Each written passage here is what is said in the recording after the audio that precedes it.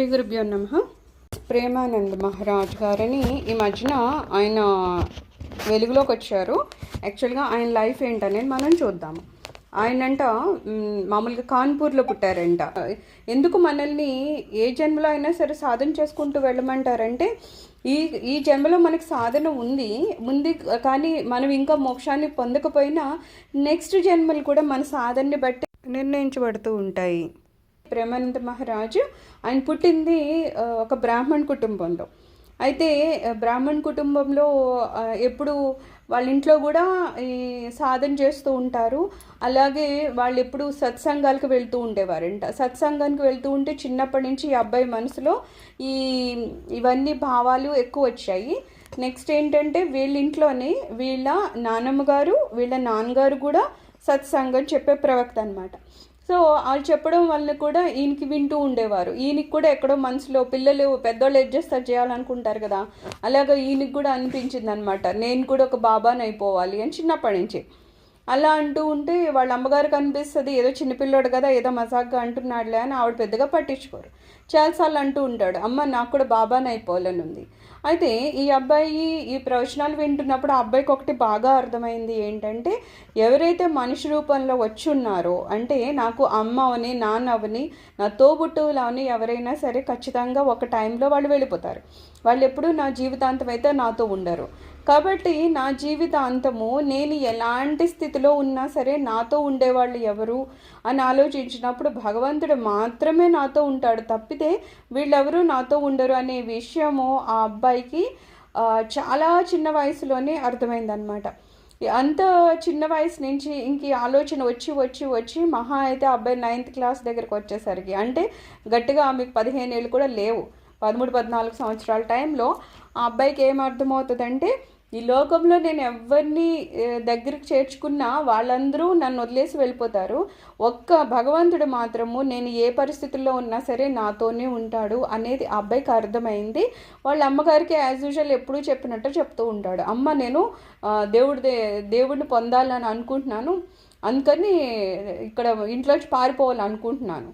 ఆవిడ నవ్వుతూ అంటుంది, పారిపోతే భగవంతుడు దొరుకుతాడా ఏంటి, పరుగులు పెడితే దేవుడు దొరకడు, నువ్వు ఒక చోట కూర్చుని ధ్యానం అది చేస్తూ ఉంటే నీకు దొరుకుతాడు, అంతేగాని ఏదో అని ఆవిడ అంటే పాపం లైట్గా తీసుకుంటుంటుంది. ఆవిడకి తెలియదు నేను సీరియస్గా మాట్లాడుతున్నాడు అంటే. ఇంకా తను అలాగ అంటూ ఉంటాడు. ఒకరోజు మాత్రం అర్ధరాత్రి 3-4 గంటలకి అతనికి అనిపిస్తుంది, అబ్బెబ్బే లేదు అసలు ఇంట్లో కాదు, నేను ఎక్కడో నెతకాలి భగవంతుడిని అని చెప్పి ఆయన నెతుక్కుంటూ బెనారస్ వెళ్ళిపోతాడు, కాశీ వెళ్ళిపోతాడు. కాశీ వెళ్ళిపోతే అక్కడ ఏముంది, గంగా తీరంలో కూర్చుని ఉంటారు. గంగా తీరంలో కూర్చుంటే అప్పుడు ఆయనకి లోపల స్ఫురిస్తుందంట, ఏమని, నేను రోజుకి 3 సార్లు గంగా స్నానం చేయాలి, అలాగే రోజుకి ఒక్కసారే భోజనం చేయాలి, అది కూడా ఒక 10 నిమిషాల పావుగంట ఒక భిక్షాటన చేసే వాళ్ళ దగ్గర ఉండి ఎవరైనా నాకు తినడానికి ఇస్తే తీసుకోవాలి, లేదు ఆ రోజు ఇంకా నాకు భిక్షాటన దొరకలేదు అంటే ఇంకా ఆ రోజు నేను తినడం మానేయాలని చెప్పేసి, నిజానికి ఈయనకి ఏ గురువు లేరట, ఈయన అలాగ ఒక ప్రతిజ్ఞ చేసుకొని అలాగా అన్ని సంవత్సరాలు ఆయన ఒక పూటే తినుకుంటూ వచ్చారు. అయితే ఒక 35 సంవత్సరాలు వచ్చేసరికి ఆయనకి కడుపులో విపరీతమైన బాధ మొదలైంది. అప్పుడు ఇంకా తట్టుకోలేని స్థితిలో అప్పుడు రామకృష్ణ పరమహంస వాళ్ళు రామకృష్ణ మిషన్ వాళ్ళది ఏదో ఒక ఫ్రీ హాస్పిటల్ ఏదో ఉంటే అందులోకి వెళ్ళి చూపించుకుంటే అప్పుడు డాక్టర్ అంటారనమాట, మీ కిడ్నీలు 2 పాడై ఉన్నాయి, మహా అయితే మీరు 4-5 సంవత్సరాలు బ్రతుకుతారేమో, తప్పితే అంతకన్నా ఎక్కువే మీరు బ్రతకరని. అప్పుడు అంటుంటే పాపం ఈయనకి విపరీతమైన నొప్పి వస్తూ ఉంటుంది కదా, అందుకని ఆయన ఎప్పుడు ఒక్కసారి పాపం భిక్షాటనకు కూడా వెళ్ళలేని స్థితిలో ఉండేవారంట, విపరీతంగా నొప్పి వస్తూ ఉండేదంట. నొప్పి వస్తుంటే అక్కడ ఎవరైనా వేరే భిక్షకి వెళ్ళే సాధువులు ఉంటారు కదా, వాళ్ళని ఎవరినన్నా, స్వామి మీరు వెళ్తున్నారు కదా ఒక 2 రొట్టెలు నాకు తెచ్చి పెడతారా అంటే, నేనేమన్నా నీకు సేవకున్నా, నీకోసం నేనెందుకు తీసుకొస్తాను, నేనెందుకు నీకు పని చేయాలి, అది ఇది అని చెప్పి తిరస్కరించే వాళ్ళంట. అలాంటి రోజులు కూడా చాలా ఉన్నాయి. నేను వెళ్ళి భిక్షాటన చేయలేను, అలాగని నాకు 2 రొట్టెలు తెచ్చిపెట్టే వాళ్ళు కూడా లేరు, అలాగ నేను చాలా సంవత్సరాలు ఆకలితో కూడా బాధపడ్డాను అని ఆయన చెప్తూ ఉంటారు. ఆ తర్వాత ఆయనకి మామూలుగా ఎందుకో ఒకరోజు బృందావనం ఎలా ఉంది అని ఆలోచన వచ్చిందంట. అంటే ఏదో ధ్యానంలో ఉన్నప్పుడు. అయితే పెద్ద ఆయన సీరియస్గా ఏం తీసుకోలేదు. సరే ఏదో ఆలోచన వచ్చింది, మళ్ళీ దాన్ని వదిలేసి ఆయన కాశీలో ఉన్నారు కాబట్టి అన్నపూర్ణ అమ్మకి శివుడికి ఎప్పుడు ధ్యానం చేసుకుంటూ కూర్చునేవారు. అలా అవుతూ ఉంటే ఒకరోజు ఈయనకి ఇలా వచ్చింది. ఆ తర్వాత ఒక ఆయన, కొత్త ఆయన, ఈయనకి తెలియని ఒక ఆయన వచ్చి అంటారు, బృందావనం నుంచి ఒక బృందం వారు వచ్చారు, ఒక 4 రోజులు ఇక్కడ ఉంటారంట. ఇక్కడ పగలంతానేమో చైతన్య లీలలు, రాత్రంతా రాసలీలలు ప్రదర్శన చేస్తూ ఉంటారంట, మనం చూద్దాం పదా అని. అతనెవరో కొత్త అతన్ని ఎందుకు విని వెళ్ళాలి. ఇతను అంటాడు, నాకేం అవసరం లేదు, నాకు అవన్నీ ఏం చూడాలని లేదు, నేను రానని చెప్తారు. మళ్ళీ అతను 2వ రోజు వచ్చి, అబ్బాయి లేదు ఊరికి చూద్దాం ఏమైంది, మీకు నచ్చకపోతే మానేద్దరులే, రండి అంటూ ఉంటే, సరే ఇన్నిసార్లు ఎందుకు అడుగుతున్నారు అని చెప్పేసి ఆయనతో పాటు వెళ్తారు. పగలు చైతన్య లీల చూసేసరికి ఇంకా సాయంత్రం రాసలీల స్టార్ట్ అవుద్ది అనడానికన్నా ముందే ఈయన వెళ్ళి అక్కడ కూర్చునేవారంట. కూర్చొని 1 రోజులు ఆయనకి ఎప్పుడు గడిచిపోయిందో తెలియదు. ఆయన మహదానంద స్థితిలోకి వెళ్ళిపోయారు. చైతన్య లీల పగలంతా చూడడం, రాత్రంతా రాసలీల చూడడం, అలాగ మొత్తం 30 రోజులు ఆయనకి గడిచిపోయింది. గడిచిపోయాక ఆఖరి రోజు వాళ్ళు చెప్తారు కదా, ఇంకా అయిపోయింది, ఇంకా ఈరోజు వాళ్ళు వెళ్ళిపోతున్నారు అని. ఇంకప్పుడు ఆయనకి చాలా ఏడుపు వచ్చేస్తుంది అనమాట. అయ్యో, ఇన్ని రోజులు నేను ఇది చూసుకుంటూ అసలు మైమర్చిపోయి ఉన్నాను, ఇప్పుడు ఎలాగ వీళ్ళు వెళ్ళిపోతే అని చెప్పేసి మళ్ళీ ఈయనకు అనిపిస్తుంది, వీళ్ళతో పాటు వెళ్ళిపోతే వీళ్ళు ఎక్కడెక్కడికి వెళ్తారో అక్కడక్కడ ఈ ప్రదర్శన చేస్తూ ఉంటారు కదా, అలా నేను చూస్తూ ఉండొచ్చు కదా.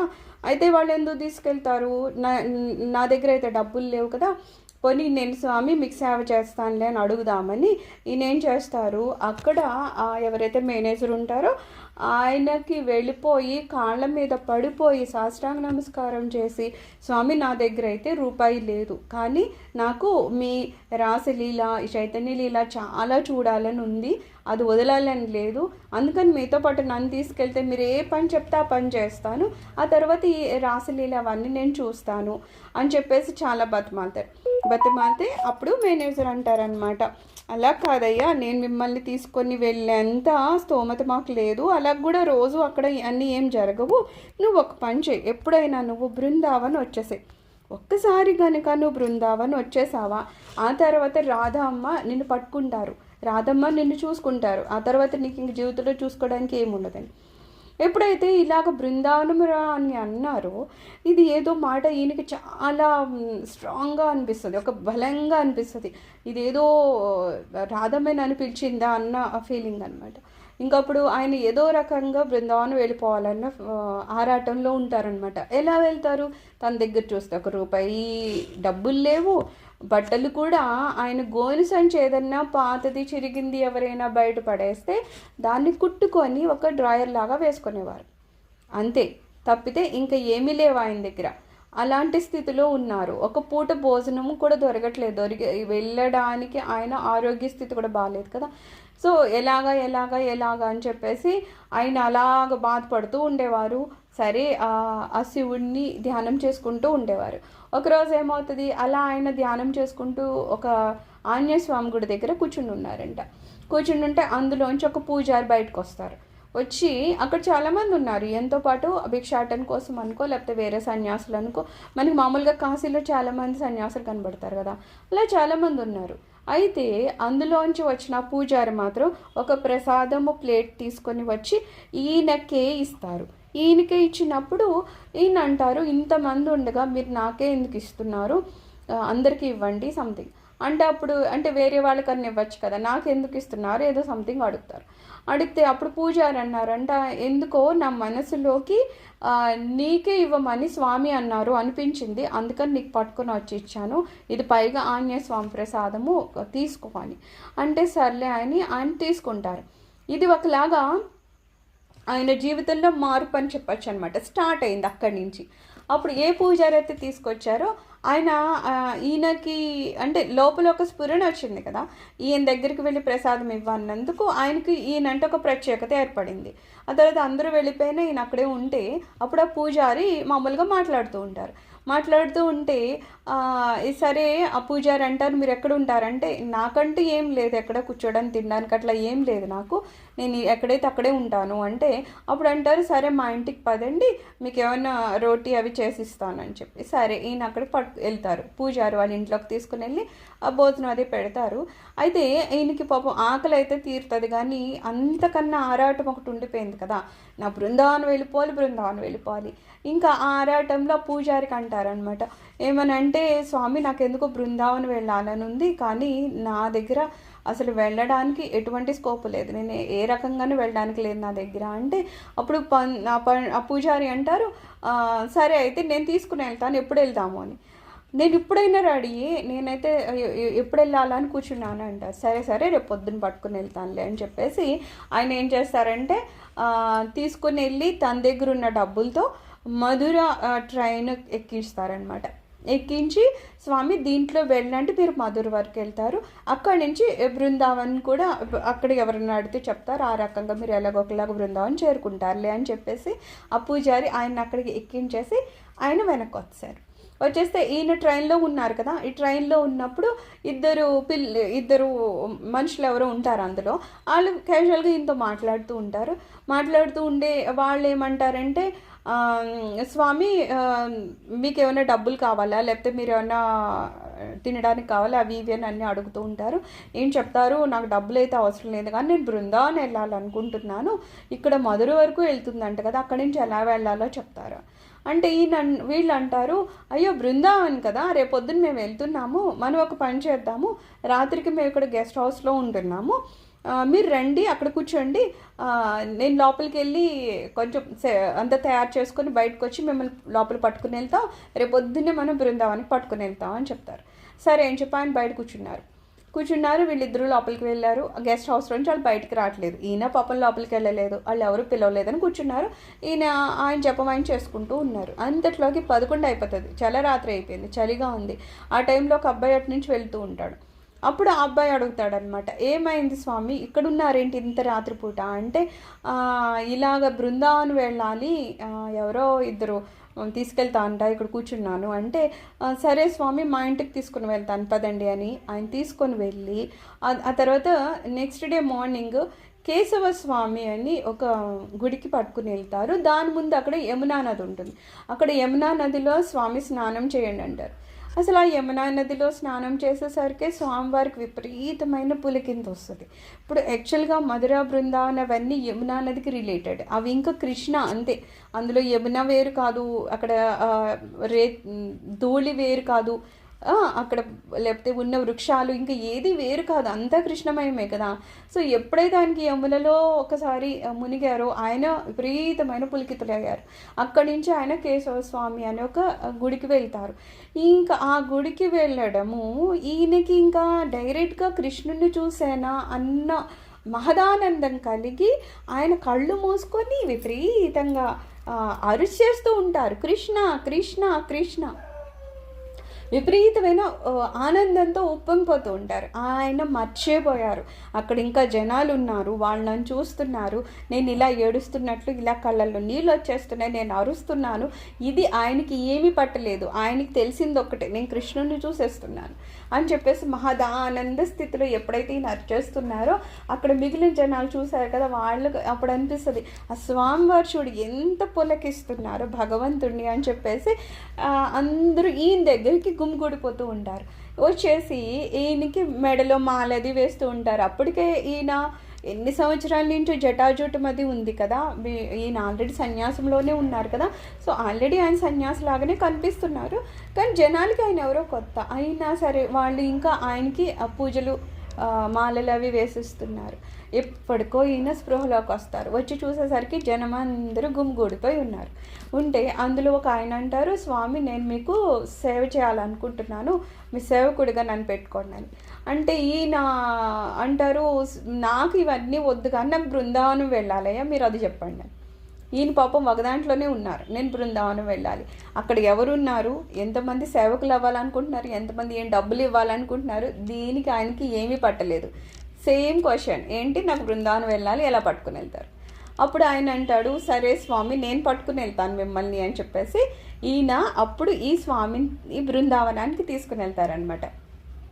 బృందావన్కి తీసుకుని వెళ్ళినప్పుడు అక్కడ అంటారు కదా, ఒకసారి ఇంకా బృందావన్కి వెళ్ళాక ఇంకా రాధమ్మ ఏమన్నా వదులుతారా అంటే ఇంకా రాధమ్మ అక్కడ వదలరు అనమాట. అక్కడ మనకి చెప్పినట్టు బృందావన్లో ఎవరు కూడా కృష్ణ కృష్ణ అని ఏమన్నారు, రాధే రాధే రాధే రాధే, అది ఏం చేసినా రాధే రాధే అంటారు. ఆ రాధే రాధే జపం చేస్తూ ఈయన అలా ఉన్నప్పుడు అప్పుడు ఈయన కొంచెం ఫేమస్ అయ్యారు. ఫేమస్ అంటే అప్పటి వరకు ఈయన ఎవరో ఏంటో ఎవరికి ఏమీ తెలియదు. కానీ ఎప్పుడైతే ఈయన బృందావన్లో కాలు పెట్టారో అప్పుడు రాధమ్మ, ఎందుకంటే ఈయనకి ఆల్రెడీ 2 కిడ్నీలు ఫెయిల్యూర్ అయిపోయి ఉన్నాయి, 2 పనిచేయని స్థితి కిడ్నీలు. అప్పటికే చాలా ఒక 25 సంవత్సరాల నుంచి ఆయన కిడ్నీ దాంతో బాధపడుతున్నారు. తినడానికి తిండి లేదు.